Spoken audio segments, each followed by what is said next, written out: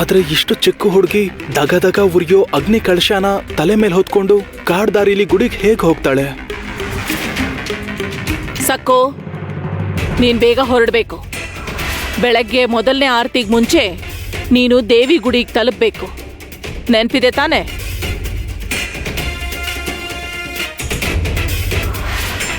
ನಾನು ಹೇಳೋದು ನಿನಗೆ ಕೇಳಿಸ್ತಿದ್ಯಾ ಇಲ್ವಾ? ಉತ್ತರ ಹೇಳ್ದೆ ಕಲ್ಲು ಬಂಡೆ ಹಾಗೆ ನಿಂತಿದ್ಯಾ?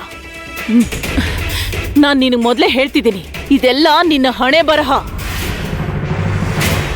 ಮೊದಲನೇ ಆರತಿಗೆ ಮುಂಚೆ ಅಗ್ನಿ ಕಲಶನ ಕೆಳಗಿಳಿಸದೆ ತಲೆ ಮೇಲೆ ಹೊತ್ಕೊಂಡು ಶಿವಪುರದಲ್ಲಿರೋ ದೇವಿ ಗುಡಿಗೆ ಹೋಗ್ಬೇಕು.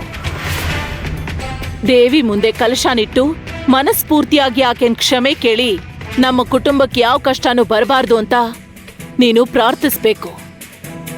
ಈ ಕೆಲ್ಸನ ಸರಿಯಾಗಿ ಮಾಡಿದ್ರೇನೆ ನಮ್ಮ ಮನೆಗೆ ಹಿಡ್ದಿರೋ ಅನಿಷ್ಟ ತೊಲಗಿ ಹೋಗೋದು.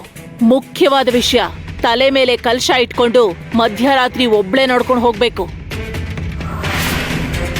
ಸಂಕಲ್ಪ ಪೂರ್ತಿ ಆಗೋವರೆಗೂ ಹನಿ ನೀರ್ ಕೂಡ ಮುಟ್ಟಬಾರ್ದು. ವಿಶ್ರಾಂತಿ ತಗೊಳ್ಳೋ ಹಾಗಿಲ್ಲ. ಈ ಅಗ್ನಿ ಕಲಶನ ತಲೆ ಮೇಲಿಂದ ನೀನ್ ಕೆಳಗಿಳಿಸಬಾರ್ದು. ಚೆನ್ನಾಗಿ ನೆನ್ಪಿಟ್ಕೋ, ಕಲಶದಲ್ಲಿರೋ ದೀಪ ಆರ್ ಹೋಗ್ಬಾರ್ದು. ಕುಟುಂಬದ ಸದಸ್ಯರು ಯಾರು ಸಕ್ಕು ಜೊತೆ ಹೋಗಬಾರ್ದು.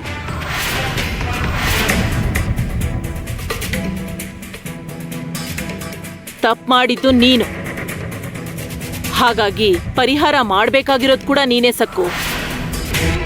ಅರ್ಥ ಆಯ್ತಾ?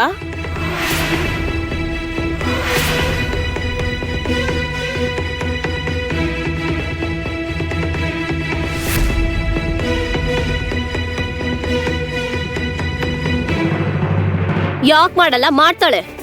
ನೀನ್ ಹೇಳಿದ್ದು ಚೆನ್ನಾಗ್ ಅರ್ಥ ಆಗಿರುತ್ತೆ. ಸಕ್ಕು, ಆ ಕಳಶಕ್ಕೆ ನಮಸ್ಕಾರ ಮಾಡಿ ಬೇಗ ತಲೆ ಮೇಲೆ ಇಟ್ಕೋ.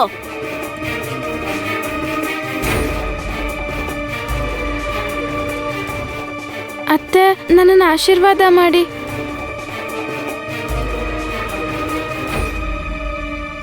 ಅಮ್ಮ, ಅವಳಿಗೆ ಆಶೀರ್ವಾದ ಮಾಡಮ್ಮ. ಏನೋ? ನಾನು ಯಾಕೆ ಆಶೀರ್ವಾದ ಮಾಡ್ಬೇಕು? ಅವಳೇನಾದ್ರೂ ಯುದ್ಧಕ್ಕೆ ಹೋಗ್ತಿದ್ದಾಳ? ಏನ್ ಮಾಡಿದ್ಯಾ? ಯುದ್ಧಕ್ಕೆ ಹೋಗೋ ವೀರ ಮಹಿಳೆ ತರ ಆಶೀರ್ವಾದ ಕೇಳ್ತಿದ್ಯಾ? ನದಿ ಹತ್ರ ಸುಬೇದಾರನ್ ಹೆಂಡತಿ ಅಂಬಿಕಾ ಜೊತೆ ಮೊದ್ಲು ಮಾತಾಡಿದ್ ನೀನೇ ಅಲ್ವಾ? ಅವತ್ತವಳ ಜೊತೆ ಮಾತಾಡದೆ ಇದ್ದಿದ್ರೆ ಇವತ್ತು ಈ ಪರಿಸ್ಥಿತಿ ಬರ್ತಿರ್ಲಿಲ್ಲ. ನೀನ್ ಮಾಡಿರೋ ತಪ್ಪುಗಳನ್ನೆಲ್ಲ ದೇವಿ ಹತ್ರ ಹೇಳ್ಕೊಂಡು ಕ್ಷಮೆ ಕೇಳು.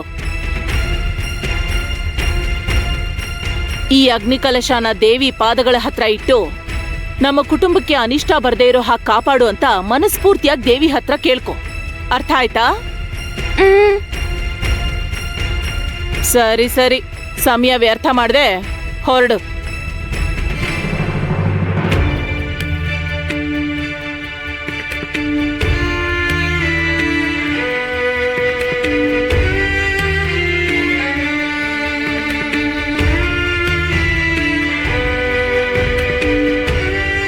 ಯಮುನಾ, ಅಗ್ನಿ ಕಲಶನ ಅವಳ ತಲೆ ಮೇಲಿಡು.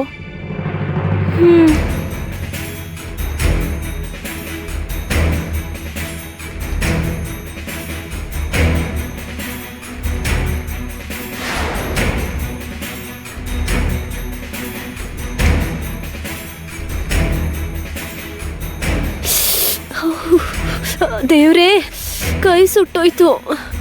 ಇವಳು ಮಾಡಿದ ಕೆಲ್ಸದಿಂದ ಎಲ್ರಿಗೂ ಕಷ್ಟನೇ. ಸಕ್ಕುನ ಒಂಟಿಯ ಕಳಿಸೋದು ಒಳ್ಳೇದಲ್ಲ ಅಂತ ಅನ್ನಿಸ್ತಿದೆ. ಅವಳ ಜೊತೆ ಹೋಗದೆ ಇದ್ರು ಸ್ವಲ್ಪ ದೂರದಿಂದನಾದ್ರೂ ಅವಳನ್ನ ಹಿಂಬಾಲಿಸಿದ್ರೆ ಒಳ್ಳೇದೇನೋ.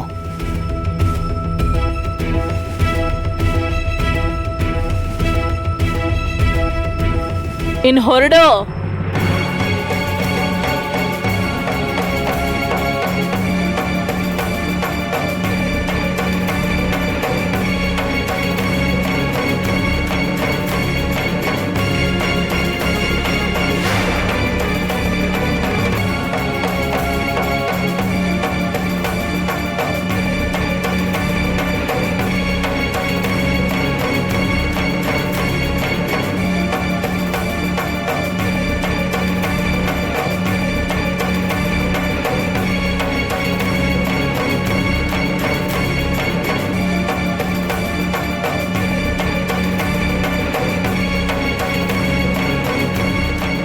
ಪಾಂಡುರಂಗ, ನೀನ್ ನನಗ್ ಜೊತೆಯಾಗೆ ಇರ್ತೀಯ ಅಲ್ವಾ?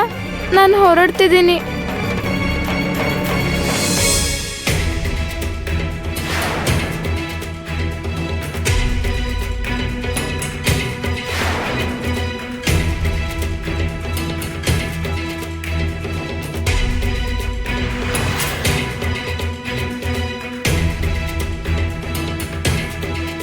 ಅಬ್ಬಬ್ಬಾ, ಮನೋರ ಮಾತ್ಗೆ ದೊಡ್ಡ ಕಿರಾತಕಿ.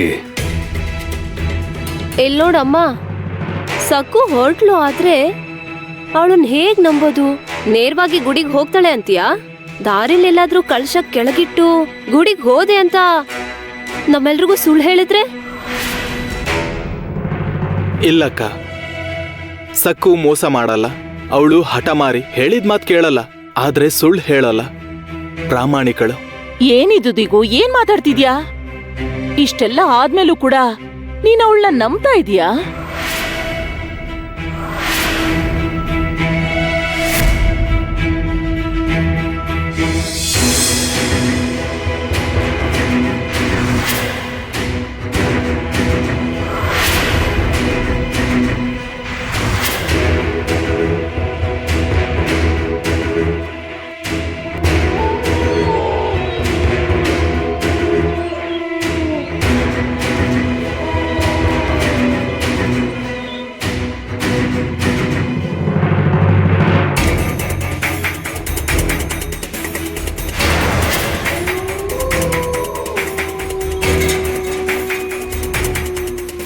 ಈಗ ಊರಲ್ಲಿದ್ದೀನಿ. ಇಲ್ಲಿ ಯಾರಾದ್ರೂ ಒಬ್ರು ಓಡಾಡ್ತಾ ಇರ್ತಾರೆ. ಆದ್ರೆ ಕಾಡೊಳಗೆ ಹೋದ್ಮೇಲೆ ನನ್ನ ಸುತ್ತ ಕತ್ಲು ಮಾತ್ರ ಇರುತ್ತೆ. ಕ್ರೂರ ಮೃಗಗಳು, ದೆವ್ವಗಳು, ಭೂತಗಳು, ಕಳ್ಳರು, ದರೋಡೆಕೋರರು ಇರ್ತಾರೆ. ನನಗೇನಾದ್ರೂ ತೊಂದರೆ ಆದ್ರೆ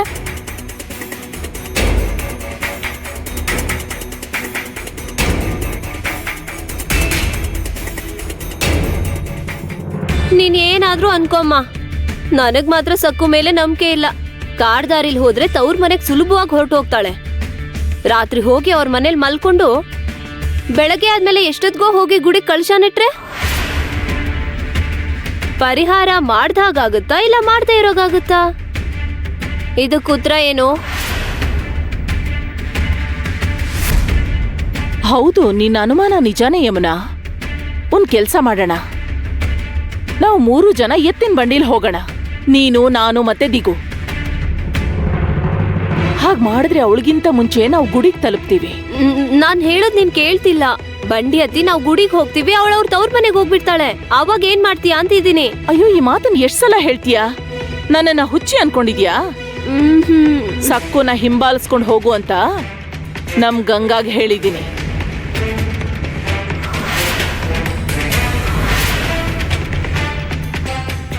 ಹೋಗ್ಲಿ ಬಿಡು, ಯಾರಾದ್ರೂ ಒಬ್ರಾದ್ರೂ ಅವಳ ಹಿಂದೆ ಹೋಗ್ತಾ ಇದಾರಲ್ಲ.